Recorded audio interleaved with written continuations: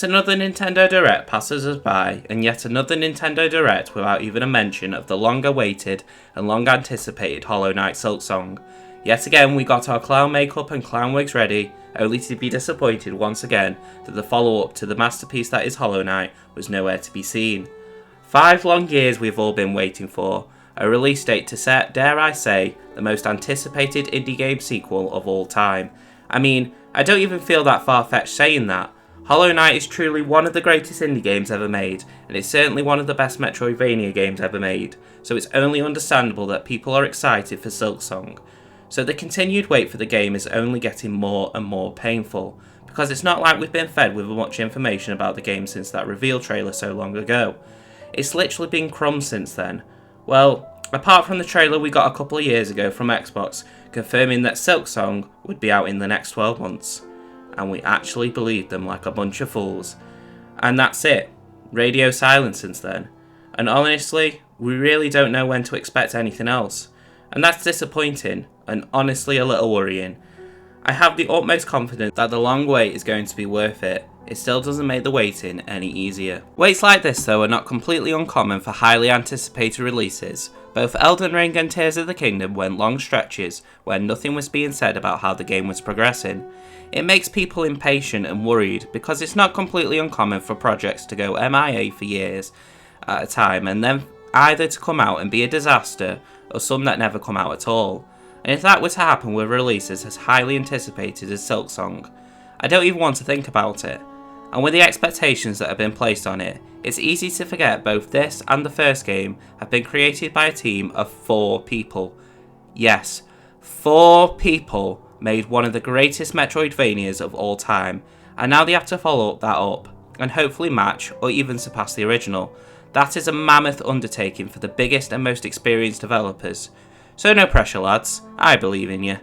Let's face it, when you have developers as talented as Team Cherry, we really shouldn't worry. As we continue to wait for Silksong's release, like I've said, the waiting is hard because we just want to finally get our hands on it. But the way I've been able to cope with the long wait of one of my most anticipated games ever is trying to fill the hole, alleviating some of the excitement by consuming as many different Metroidvanias as I can.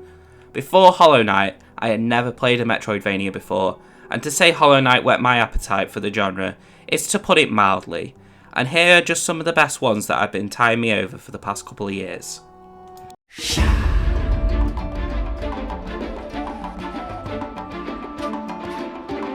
This was my most recent Metroidvania. It was made by a small team through the EA Originals program. You know, the program that EA have to try and prove they're not completely evil, only slightly. And it's headed up by the wonderful Abubakar Salim, the man who voiced Bayek in Assassin's Creed Origins.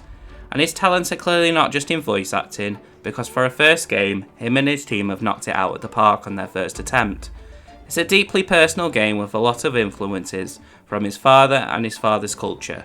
The story hits really hard as it's one about the stages of grief and how Abubakar coped with his own father's death. So yeah, some pretty heavy stuff, but so fantastically and beautifully told, it certainly left an impression on me. But how does it play?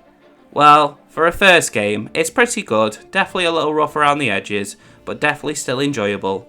It definitely screams a first title, but it's still fun, and that's what matters. It just doesn't match the quality of something like Hollow Knight, but it still helped scratch the itch.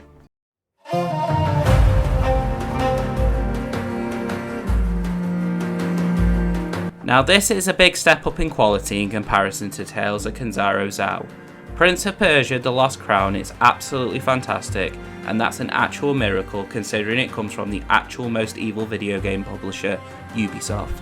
The publisher that actually believes Skull and Bones was the first quadruple A game, the publisher that refuses not to churn out a modern game that's littered with countless microtransactions, the same publisher that refuses to let my man go. Seriously Ubisoft, if you're not going to use him, let him go. But The Lost Crown is truly a diamond in the rough, because the game is made by Ubisoft Montpellier. Not to be confused with Ubisoft, the terrible publisher. Ubisoft Montpellier are the amazing team behind the Rayman franchise, and the quality and creativity of the Rayman franchise bleeds through into The Lost Crown. The story is great, not as deep and as personal as Zhao, but that's not the type of story he wants to tell. The story is a simple have to save the prince ordeal, and the functions well for what it is, but it's the gameplay that really shines through. The exploration is rewarding and engaging, the power-ups are unique and well utilised, the map design is well thought out and uniquely designed, especially the pirate ship frozen in time.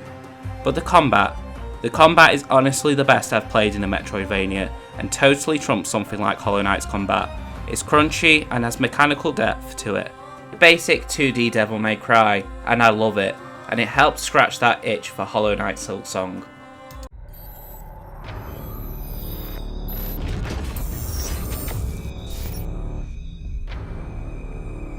Now this is the closest thing a Metroidvania has come to scratching my Hollow Knight itch, and lo and behold it's from the mother of the Metroidvania genre.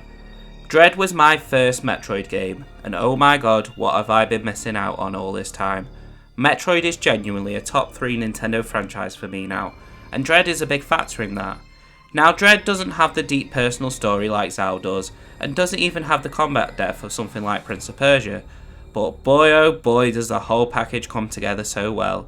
Everything just works. The story is a strong follow-up to a nearly 30-year saga, the gameplay is fast and engaging, it feels like Dread itself took inspiration from Hollow Knight, and it's all the better game for it, and has hopefully laid the way forward for Metroid to continue and hopefully thrive, because Dread is by far the closest any Metroidvania has got to matching how I feel about Hollow Knight.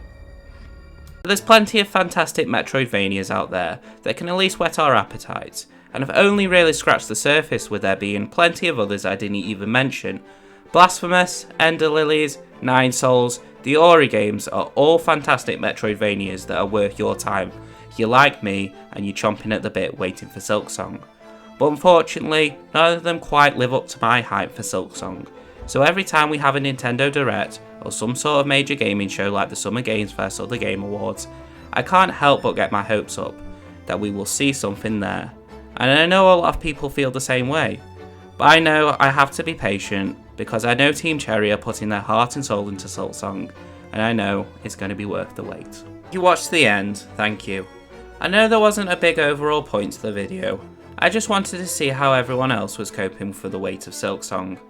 If you enjoyed the video, please consider liking and subscribing, and thank you for all the recent support, it's meant the world to me, so thank you, and hopefully I will see you again.